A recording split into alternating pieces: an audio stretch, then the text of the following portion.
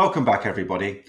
Do you want to travel solo, but not sure whether you have the confidence? Do you find yourself wanting to explore the world, but your partner, family, or friends don't? Are there actual benefits to traveling solo? Well, a team of solo travel experts will give advice, tips, and tricks on traveling solo, regardless of your age, gender, or experience. Join the Wanderlust Solo Travel Panel, hosted by Lynn Hughes, founding editor of Wanderlust magazine. They're up next. Good afternoon, everybody, and welcome to the Wanderlust Solo Travel Panel. We're here live this afternoon, so please do send in your questions, put them in the box, and we will endeavour to answer as many of them as we can. And we are going to talk about all types of solo travel this afternoon. We can take all sorts of questions. So regardless of your life stage, your age, your sex, anything, we are here to help. So I'm going to introduce my panel at the moment, and this being in a live event, we have of course had tech issues and we haven't got all our panel here. We are missing one member, but they will hopefully join us in a few moments. So I'm, as I said, Lynn Hughes, a founding editor of Wanderlust, and I'm also the author of a book called Wanderlust: How to Travel Solo, which came out a few weeks ago. But then I'm delighted this afternoon to be joined by Gemma Thompson. Gemma is a travel writer and podcaster. She's a solo travel expert and has been featured on BBC Radio 4's Woman's Hour and the PM programme. She's written about solo and family travel for lots of newspapers and magazines. She's an author too. Her book, A Girl's Guide to Travelling Alone, is a collection of true travel stories from solo female travellers, and it's available on Amazon. And her podcast with the same name. Hello, I should be able to say that, shouldn't I? Particularly as it's a travel name as well.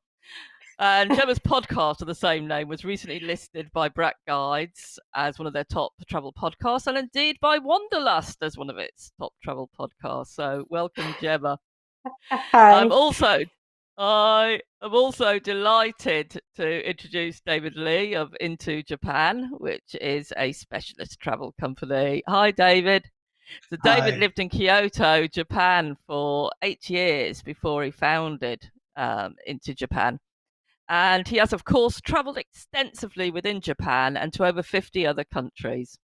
And David still loves exploring Japan on personal adventures and going into lesser known areas.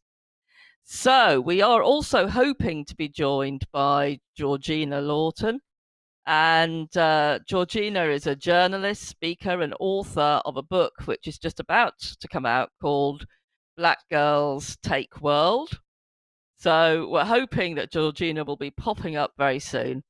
And Georgina is a former Guardian Weekend columnist and a regular freelance contributor to lots of national newspapers and magazines, and is also a broadcaster and a podcaster again. In fact, she hosts the Audible podcast, The Secret in Us.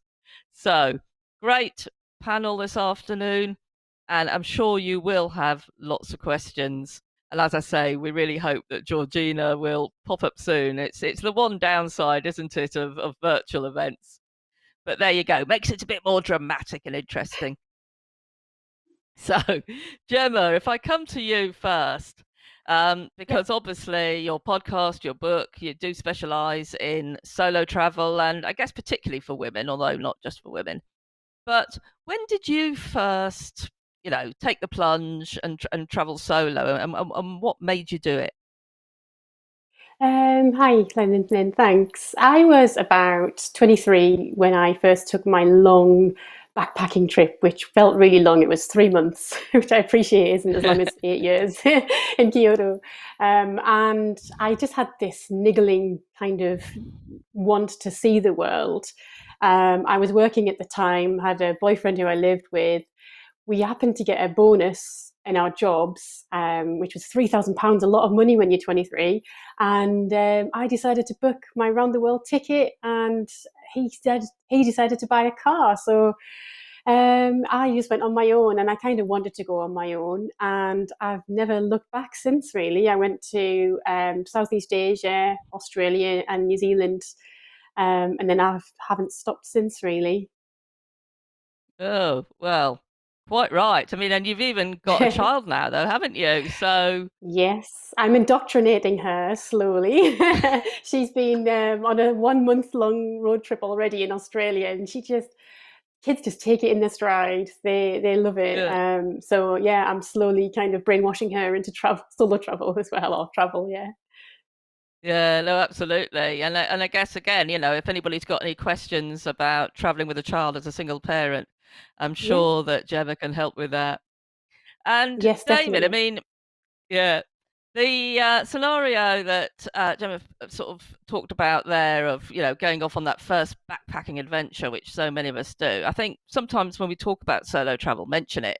Some people think that's all it is. That's what we mean by it. It is perhaps a young person going off backpacking on their own, completely independently. But of course, it doesn't have to be like that, does it?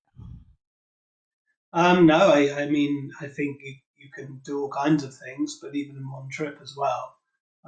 We have a lot of people who will come out to Japan.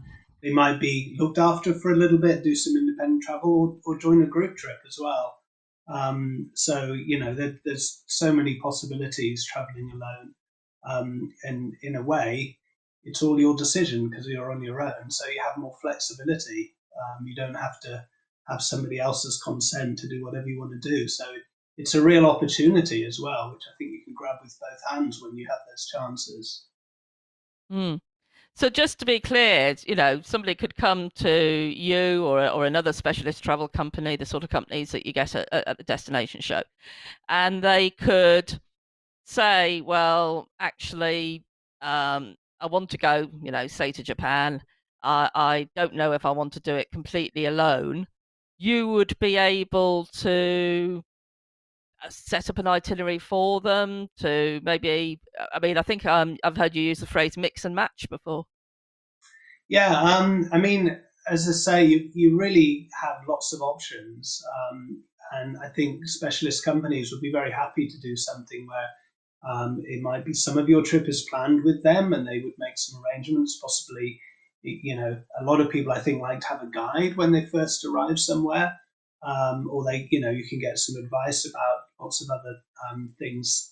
There are all kinds of possibilities, but we do also have people who join group tours individually, and they actually like to have that social element with other people. And in the groups, they're all very friendly. They all want to meet other travelers, so you don't need to worry about it being mainly couples. And then, of course, you can go off and do your own thing as well, and even not have a plan for a week Mm, or two, and see which bits you liked, go back, discover some more. yeah. So it really is up to you, and I think all specialist travel companies have the knowledge to give you good advice. Mm. So start the conversation, and you'll probably come up with new ideas with them as well. Mm, thank you. Yes, I know probably my first big long haul trip in Southeast Asia. I did something like you describe in that I booked with a tour company, and in fact I did 2 or 3 weeks first with a tour company, but then I went off on my own after that, and of course it gave me that confidence. It wasn't like getting fresh off a plane and thinking, where the hell am I? It gave me a lot of confidence already, and adapted to being away from home to this new scenario. In fact, then was itching to go off. And also, the guide had given me a lot of good tips. So, yeah, I would recommend for a first time that can be a really good way of doing it. Anyway, welcome to Georgina, and Thank delighted you. you made it. Oh dear. Thank you, Good. guys. Had some technical problems, but I'm here. Yeah, fantastic. Well, I have introduced you, and I have already shown you a book, which, as a reminder, Georgine is author of this book, and Black Girls Take World. I keep wanting to put a "the" in it. Black Girls Take the World, but it's Black Girls Take World. And I believe it's out. Is it next month, Georgina? Yes, yeah, in June. So yeah, it'll be available on Amazon and some other bookstores as well. So yeah, really Yeah. exciting. Oh, sure. I mean, I've devoured it. It's full of such useful advice, and indeed, in fact, whether you're black or not, it is full. It's just a really Mhm. good read and lots of good advice in there. So, congratulations on that. Thank It's a you. great book. Thanks very much. And how did you first, set off on your first solo trip? What drove you to do it, and were you daunted at the thought?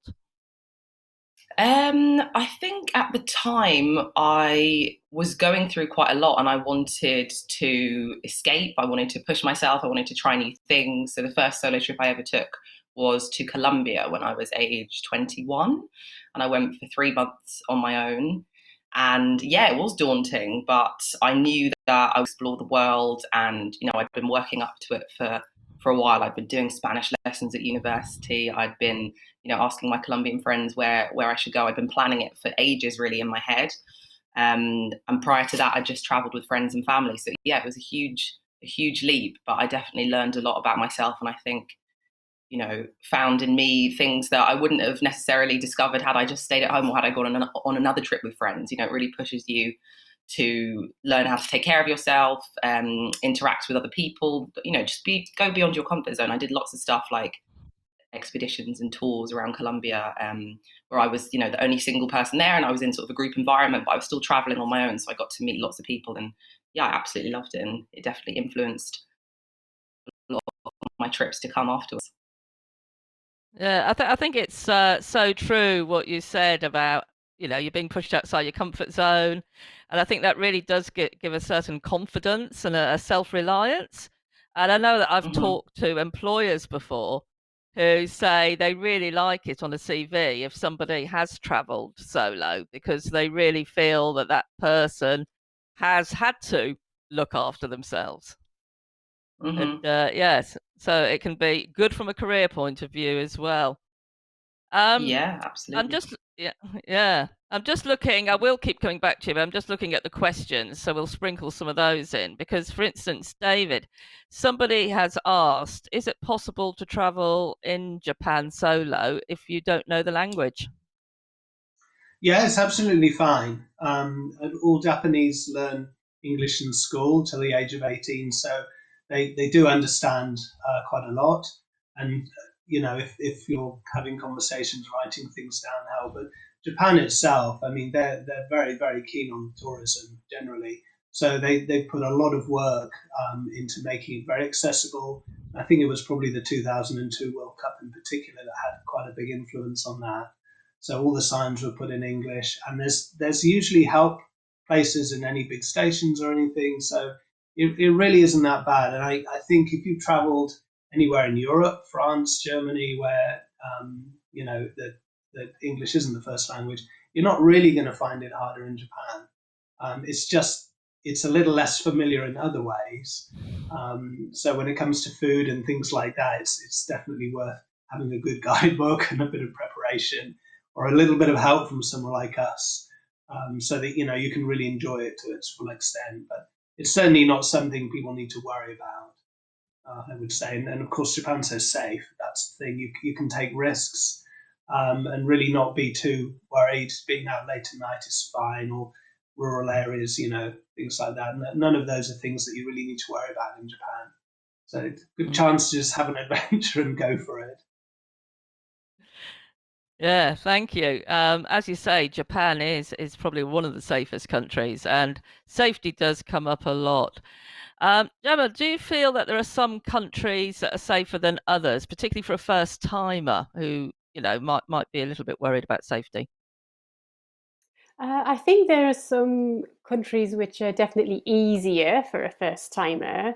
I think that as far as safety goes, the number one golden rule is always respect local customs, as in the way you dress and how you present yourself. You have to, respect what the locals do, basically, and then you'll be just fine. I mean, I wouldn't really have any qualms going to any country that was, a stable country at that time. But I do think there are some countries which are a bit easier for your first time, such as Australia. Was practically designed for first time solo travel. It's so easy. If English is your first language, there's no language barrier. New Zealand is the same, really.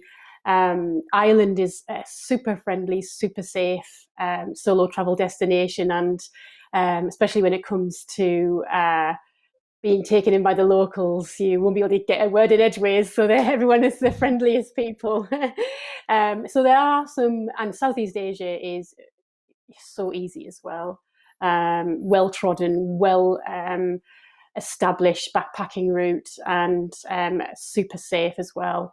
I know there are a couple of horror stories, but I do think there's a little bit of planning, and like I mentioned, just observing local customs, you'll be absolutely fine. Mm. Yeah. And Georgina, thank you for that. Georgina, for safety tips generally, as I say, that we've had a few questions about that. Are you inherently less safe as a woman traveling? Some very, very basic tips. I know it's a huge area. I think there are definitely things that you need to consider as a woman traveling on their own, even through spaces where it's not common to see a woman unaccompanied, inviting that kind of intrigue, that curiosity. Maybe that's something that men don't really have to worry about. So I think, as well as researching the political climate, Emma was saying, just to see if it's generally safe, we also need to kind of research the attitudes towards women, how it will be perceived if we are traveling alone, how much intrigue we might attract and how we're going to deal with that.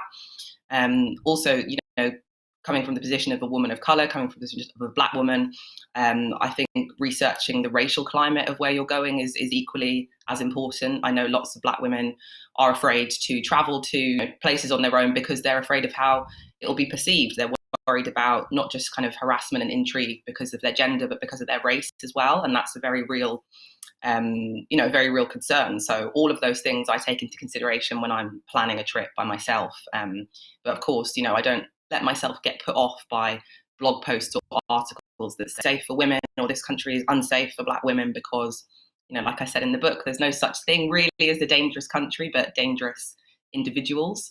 So I do research the climate for all of those things and adopt, safety tips that a lot of solo female travelers do, contacting friends and family back home, using taxi apps instead of hailing random taxis, just so I'm tracked and people know where I am. And always carrying cash on me as well. I think that's a great tip for all women because not every country is digital first. And if something does happen, or, even if you're dating abroad and you're suddenly out and about and you've got no cash, I think that's really important just to keep yourself safe because money can talk for you when, all the tech fails. So that's something I always tell people as well. Yeah, actually, that is a really good basic tip. I just had memories of being in a strange city, capital city one night and having been out partying and then couldn't remember how to get back to the hotel, couldn't remember what the name of the hotel was. I'd broken all my own rules about having a business card on me of the hotel and I hadn't got cash for a taxi. And yeah, it's happened to me. We all make these things, and so there are, like you say, some really good basic common sense tips that anybody going off for the first time should really think about, and then the rest of us should think about too. Oh gosh, I'm going to come back, I think, in a bit to all of you about how we meet people when we're traveling, because I think that is so part of it, and feel part of the place, because that makes such a difference. But let's take some more questions now. Somebody has asked, is it feasible to travel independently as a solo female to Madagascar? Does anybody have any first-hand experience of traveling solo in Madagascar? I must admit I've been there, but in a group. No. I'm afraid, yes. Sorry, Barbara, we haven't got first-hand. I have been there in a small group, and that was absolutely great. The reason I went in a group because it was a specialist wildlife trip. Someone I know, Hilary Bratt, who is founder of the Bratt Guides and author of the Bratt Guide to Madagascar, which if you're researching, you may well have already bought. She has traveled to Madagascar something like 17 times, and I know a lot of those times has been solo. So it clearly is possible. And if you haven't bought that book, I would recommend it. So that's the Bratt Guide to Madagascar. And I'm sure there will be advice and tips in there on traveling solo. Right, question from Kathy, whose husband sadly passed away last year, and they used to travel extensively. And the best bits, she said, were on their own. She's missing travel now, needs to do something different, but needs a bit more support. Where to start? I mean, I think, yeah, there's quite a lot there. I mean, I guess it's not just where to go, I guess, but how to travel. Would anybody like to take that one? I can take it. Yeah. Yeah. So my advice would be to start closer to home rather than too far. Rather than too far out of your comfort zone. If you've had such a horrendous loss, I would kind of go easy and somewhere closer to home. So it could be. If you're based in England, it could be going to Scotland or Ireland. It could be, if you're in a state, going to the next state over. I always think that you can get just as a refreshing experience, and you're still pushing yourself. You're still solo traveling, but you've got that almost safety buffer, knowing that home is only maybe 2 or 3 hours down the road. And I think that's a nice stepping stone to pushing yourself for further trips, maybe further afield. And I always think when I'm planning my trips, like, what is it, before I choose where to go, I always think, what do I need right now? And if you are needing a gentle kind of introduction to travel on your own, then I would definitely suggest somewhere where you're not going to be too worried if there's a language barrier, for example, and it's quite easy to get to as well. So I would kind of, take small steps, and then after that, the world's your oyster, really. Thank you, Gemma. And of course, I think another solution would be the sort of thing that David was talking about before, about going with a travel company and maybe do a bit of mix and match, start off with the company, but have some independence as well. Or indeed join a small group if it is the right sort of company. I mean, Georgina, you've done group travel as well as completely independent, haven't you? Yeah, I've What done what some would really you? great ones Yeah. actually. I was just thinking about the one I did to the Galapagos Islands with Intrepid, and that was fantastic. And it was a real kind of mix of ages. There weren't many young travelers. I think the Galapagos Island attracts people who are a bit older, maybe a bit more affluent as well. But I got on a press trip with Intrepid there, and it was such a great mix of people. And we had amazing tour guides, and we got really, up close with all the wildlife, and it was absolutely stunning. And I think that would be, a fantastic trip for somebody when they are feeling as if they want to explore the world, but do it in a sort of a safe, sort of monitored environment, because I was a solo traveler, but I was still part of a group, and that gives you that safety, and it gives you, access to all the things that you want to do, but you feel like as if you can't do it quite on your own. So you're part of a group, and you meet lots of people from all different parts of the world. So yeah, I definitely recommend that trip to that lady there. I think she would find it amazing. Yeah, thank you. No, I agree. Of course, we would all love to go to the Galapagos. It is a fantastic place. Yeah. But yeah, even if it wasn't as exotic as that, like you say, group trips, got a lot to say about them, and you do meet like-minded people and really interesting people. In fact, people you might not have otherwise met. So really good. Now, David, I knew this would come up. They've got at least 2 people asking about single supplement. What is the solution? I mean, why do travel companies have to charge it, first of all? Well, it's a very simple thing. If you think about on a trip, if you're in the same room that's designed for 2 people and you're on your own, then obviously one person is paying the cost of the room instead of 2, where it would be divided in half. So that if it is the same room, then there are very real reasons for that, and I think depending on the destinations, the hotels will be willing to help or not. It may depend if it's a busy season as well. But in Japan, unfortunately, room rates don't tend to change according to whether it's 1 or 2 person. Just maybe the cost of breakfast. It tends to be for the room itself. So if you have a smaller room that's designed for single people, it could be half the price, as it were, and without a supplement needed. But generally, if it's the same room, there do need to be supplements. What we tend to do is just talk to the people and find out what matters to them. We actually have some people who say, no, I definitely want the really nice room, so I'll pay the supplement to have it. But then others, I think, for them, they don't need such a big room, and then we provide, even with a group, it could be a different hotel that's next door, so it doesn't cause any complications for them being in the group. But it actually means they don't have to pay any single supplement. So there are possibilities to get around it, but it depends on the destination, I think, and unfortunately you're paying the full cost of the room by yourself. So that is the reason why, as a tour operator, it's pretty hard to offer exactly the same thing without a supplement. So yeah. Obviously, certainly one of the things I've found is if you travel out of season, that can make a difference. And certainly some hotels and lodges and trips will do things supplement free if it's out of season. So I think it sounds as well from what David's saying, obviously do talk to the tour operator. Don't just look at the website or the brochure. I think have a word and see what you can do to mitigate those costs. And I think particularly if you're dealing with a specialist, they have lots of flexibility and they have good relationships with the hotels, so that they're very likely they can give you other options. I think companies that do a lot of maybe standard group tours, it's maybe just kind of fixed big contracts, and there's a little less flexibility in those. So yeah, do talk to them, and if you're not getting far with a particular company, talk to another one. Yeah. But particularly specialists, I think, could help with that. Yeah. Okay. Thank you, David. And looking at hotels, really, still, Tatiana's saying if she's traveling alone and staying in a hotel rather than a hostel, how easy is it to meet people? Of course, this can depend on the actual hotel. But Georgina, have you got any tips there?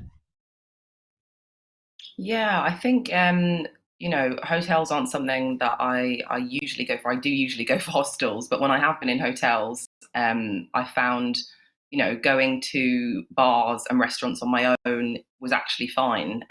Once you kind of adopt a few tips and tricks. So sometimes I would go down into the hotel, bar there. And if I wasn't feeling comfortable to speak to anyone around me, it can be a bit awkward when you're just on your own. I would just always strike up conversation with the staff.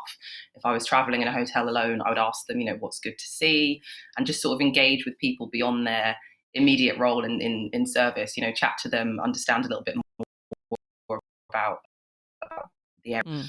And then if I am out and about, in the book I've got a few tips and tricks on how to start conversations or how to insert yourself into a group in a bar if you're just on your own. And from my experience, just going up and saying, hey guys, I'm on my own, do you mind if I join you for a drink? If everybody is sort of a traveler and it's that kind of atmosphere, I found that it's really easy and people do respond quite well to normal approaches like that. Failing that, I think checking Facebook groups before you arrive is a great way to, line up some meetings with other people. There's lots of Facebook groups for solo traveling women or solo traveling men or whatever kind of the theme is. And you can, just let people know them for this weekend, or I'm coming out. Does anyone want to meet up for a drink that's also traveling on their own? And yeah, I think that's a good way to also make those connections or to line up some connections before you even arrive in a place.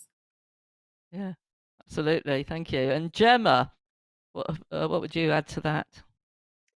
I would add to maybe try taking part in like an experience. We've talked about, me and you, Lynn, haven't we, previously, about joining group tours, but experiences such as cooking classes or group running sessions. I even went kayaking in Regent's Canal in London, and I actually found out that you can kayak under the Sydney Harbour Bridge, and those kind of activities only last about 2 hours, but you meet the most lovely people, tend to be like-minded people, and it's really easy to chat to someone because you're all literally in the same boat, no pun intended.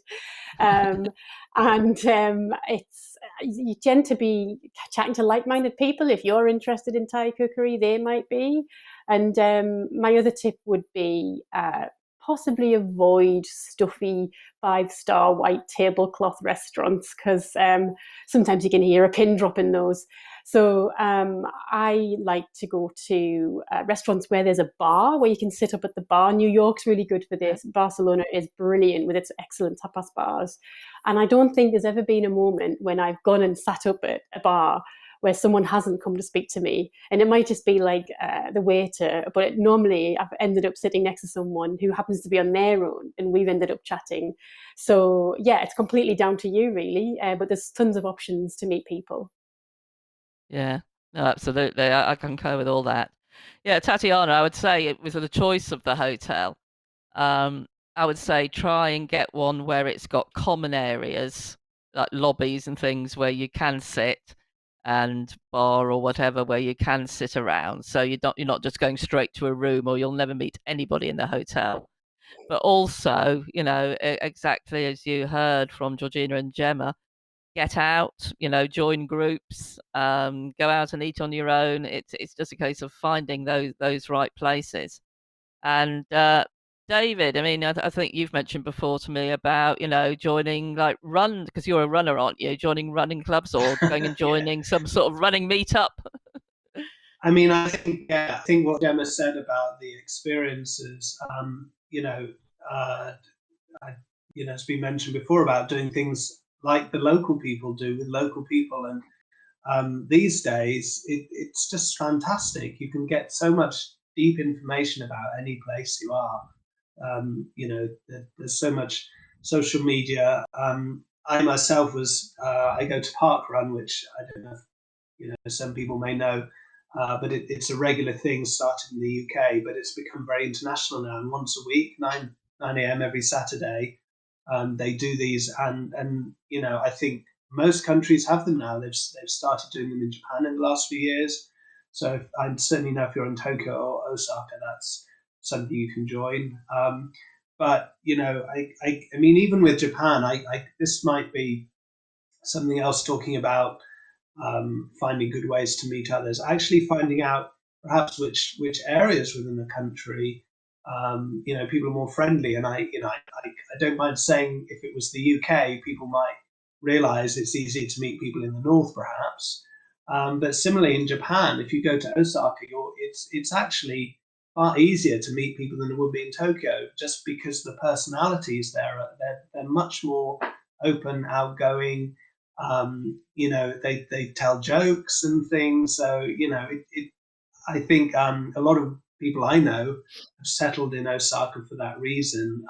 It just feels, my wife's from Osaka actually too, so this is a place I'm a lot. But the bars there, they have these bars for 10 people, and some are even only for 5, and they have a little karaoke machine. And of course, you don't get that many people in there, and the person who runs it is doing precisely because they want to meet people.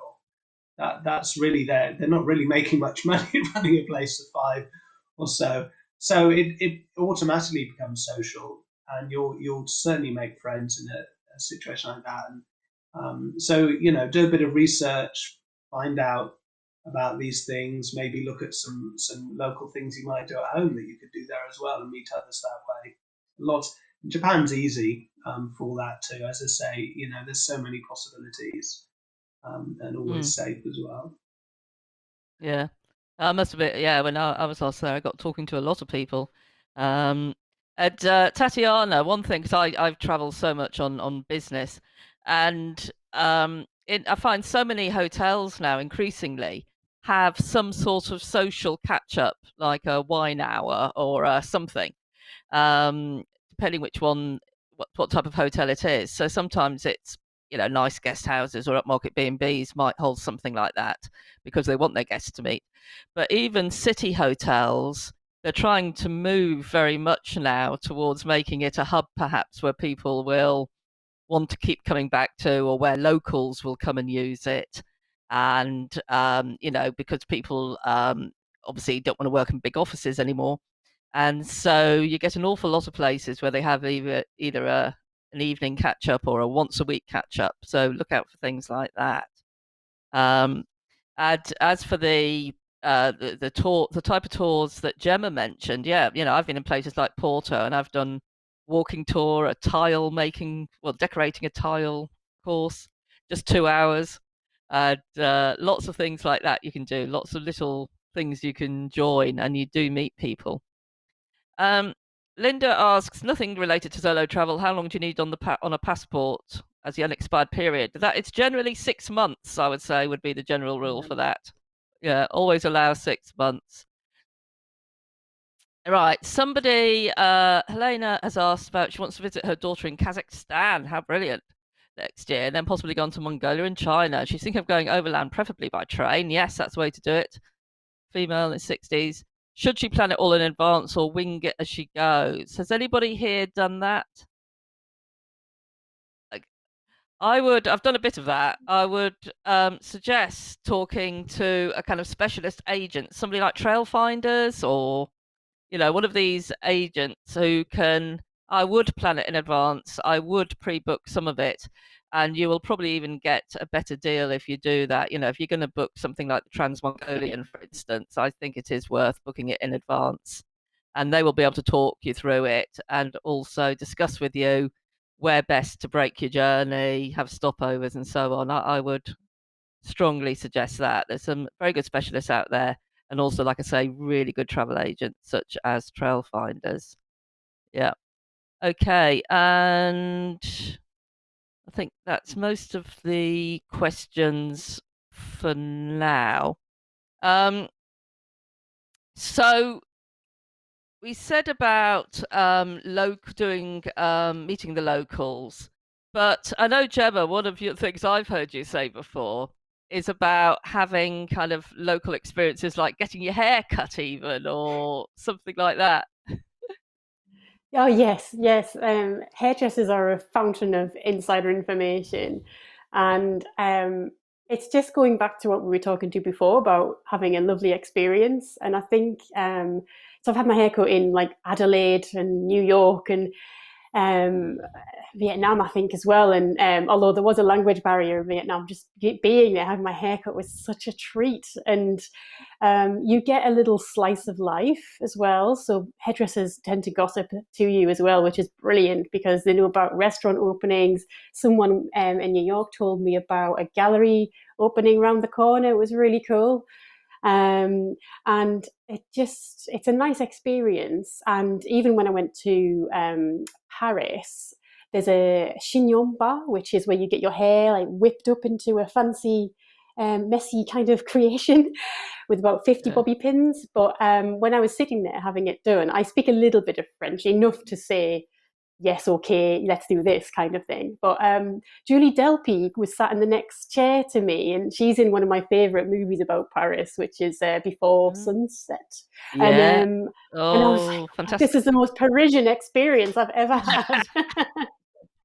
So how amazing. it was amazing. And you get to chat to people as well in a completely different way. And people chat to you like you're a local because they think you're a local.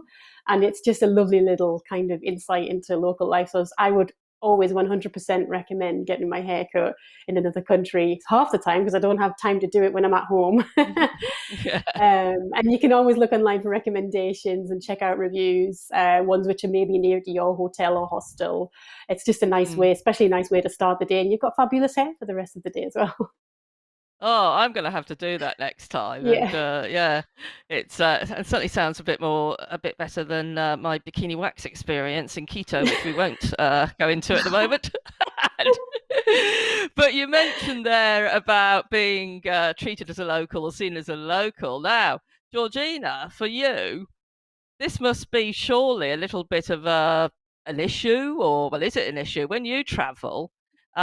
Presumably in some countries they do presume that you're local. Is that what happens? Yeah, I traveled a lot to gain understanding about my identity. So I was really purposeful with where I went on my solo travels. I've been to Brazil, I've been to Cuba, and I end up, blending in because they're Black majority countries. And that's a really insightful experience. And, it's really similar to what Emma was saying when she blends in as a local in Paris. I could blend in as a local in parts of Rio or parts of Havana, and I'll get my hair done as well. And I fully, feel that it's a great way to interact with people and a great way to feel, those points of connection across the globe. It's really fantastic. But I think when you are a Black traveller going into Black communities around the world, there's definitely, if you're a reporter or a content creator, to use this insight responsibly, because not everybody gets the chance to pass as a local in these communities that are often a lot poorer, or they've often struggled with different issues of conflict over the years. So when you infiltrate these spaces and they mistake you for a local, there's definitely a responsibility in how we react and how we behave, and not over haggling with people, I think, is also a real marker of respect. Not trying to get things down to the rock bottom just because we can as a tourist. So passing as a local is something that I've written about in my work, and I think it's a real privilege, and it gives you insight into a place that maybe another traveller who looks a different way wouldn't get. And I think it's important to write about these experiences and talk about them, just so there is a bit more diversity of description of these places, and those descriptions are coming from people who look like the locals. I think it's important. No, that's very true. I think we haven't perhaps appreciated over the years that we're just getting a fairly narrow view in many of the, for instance, the travel sections in the newspapers and magazines, and including Wanderlust. So yes, that's really refreshing to hear you say that. And also with being seen as a local, which obviously, depending on where any of us four travel, we may or may not blend in. We may stand out like a sore thumb. And but like you say, when we do blend in, it is important not to abuse that. I think it's very important. Now we're running out of time, so I think all I am going to finish off is come round to each of you fairly quickly, because somebody early on as well asked, just where our favourite places were. So I want each of you to say somewhere that's been a real favourite, but you need to have been there solo. So I know it's always a really difficult thing to narrow it down, but somewhere that you think was really special to you, made a real impact, and perhaps being there as a solo traveller, if anything, added to the experience. So Gemma, let's start with you. Okay, I think for me, Australia has a real special place in my heart, because it was where I spent the majority of my first 3-month backpacking trip. I was so green, I didn't know what I was doing, but everyone I met made it super easy for me. I was even looked after by someone who ran the hostel when I had horrendous hay fever. But just the natural history of Australia and the size of it was very easy to get round. But Australia is one of those brilliant countries for pushing yourself as well out of your boundaries. I'd never done a snorkel, let alone scuba dive, and I ended up diving down onto the Barrier Reef. And honestly, it's still one of the best days of my life, that one, because I was terrified. Cool. But but those Aussie instructors are so good on the safety elements, and they gently guide you. I came up and I could not stop smiling. So and then the other part I love about Australia, I could bang on about Australia all day, is the outback, because I think it's just magical to be that far from anyone and anywhere. It's so raw, it's so primitive. I just love it. I mean, we took our daughter to a sheep station. We stayed a couple of days on a sheep station, and it's a sense of unease of being maybe about 150 miles from help or another human. Right. Yeah, right. Okay, sorry, we're going to have. Sorry, we're going to have to move on. David, quickly, we've only got just over a minute left. So, David, we've lost your sound. I had an amazing experience a couple of years ago in Japan, in the mountains. On my own, trekking a bit in this incredible area, when I found myself surrounded by monkeys, about 50 monkeys, and just sat there watching, almost feeling like a local, but a local monkey, shall we say? So perhaps unexpected in Japan. I certainly hadn't had anything like that before, and that is one of my greatest memories. Wonderful. Wonderful. Sorry to talk across you because we are running out of time. So, Georgina, you've got less than 30 seconds. Go on. Yeah, I would say Nicaragua. I went backpacking there for 3 months. And before the political unrest, it was easy to get around country, and I did a lot of walks in nature, and you can go, volcano boarding, and the island of Ometepe as well is really beautiful and all natural.